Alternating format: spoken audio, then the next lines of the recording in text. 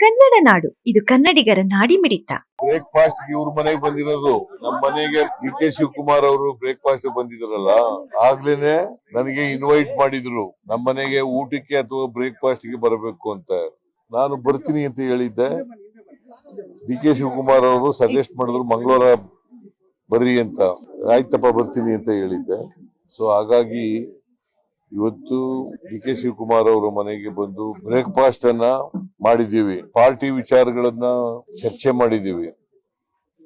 ಬಹಳ ಮುಖ್ಯವಾಗಿ 8ನೇ ತಾರೀಕು ಅಸೆಂಬ್ಲಿ ಶುರು ಆಗುತ್ತೆ. 8ನೇ ತಾರೀಕು ಅಸೆಂಬ್ಲಿ ಶುರು ಆಗೋದ್ರಿಂದ 2 ವಾರ ನಡೀತದೆ. ಅಲ್ಲಿ ನಮ್ಮ ಸ್ಟ್ರಾಟಜಿ ಏನಿರ್ಬೇಕು ಅನ್ನೋದ್ರ ಬಗ್ಗೆ, ರಣನೀತಿ ಹೇಗಿರ್ಬೇಕು ಅನ್ನೋದ್ರ ಬಗ್ಗೆ ಚರ್ಚೆ ಮಾಡಿದೀವಿ.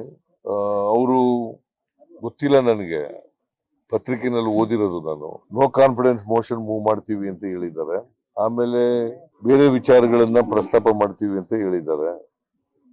ಅವೆಲ್ಲನೂ ಕೂಡ ನಾವು ಸರ್ಕಾರ ಬಹಳ ಅಗ್ರೆಸಿವ್ ಆಗಿ ಎದುರಿಸ್ತಕ್ಕಂಥ ಕೆಲಸವನ್ನ ಮಾಡ್ತೀವಿ. ಅವ್ರು ಯಾವುದೇ ವಿಚಾರ ಪ್ರಸ್ತಾಪ ಮಾಡಿದ್ರು ಕೂಡ ಬಿಜೆಪಿ ಜೆಡಿಎಸ್ ನವರು ಒಟ್ಟಾಗಿ ಎದುರಿಸಬೇಕು ಅಂತ ಹೇಳಿ ಈಗಾಗಲೇ ಮಾತುಕತೆ ನಡೆಸಿದ್ದಾರೆ. ಕುಮಾರಸ್ವಾಮಿ, ಅಶೋಕ ಮತ್ತೆ ಇತರ ಮುಖಂಡರುಗಳು ಎಲ್ಲರೂ ಕೂಡ ಮಾತಾಡಿದ್ದಾರೆ. ನಾವು ಕೂಡ ಅಸೆಂಬ್ಲಿ ನಡೆಸೋದು ಈ ರಾಜ್ಯದ ಸಮಸ್ಯೆಗಳನ್ನು ಚರ್ಚೆ ಮಾಡ್ಲಿಕ್ಕೋಸ್ಕರ, ರಾಜ್ಯಗಳ ಸಮಸ್ಯೆಗಳ ಬೇಜಾರಾಗಿ ಸಮಸ್ಯೆಗಳನ್ನ ಬಗೆಹರಿಸ್ತಕ್ಕಂಥ ಪ್ರಾಮಾಣಿಕ ಪ್ರಯತ್ನವನ್ನ ಮಾಡಿದ್ದೇವೆ.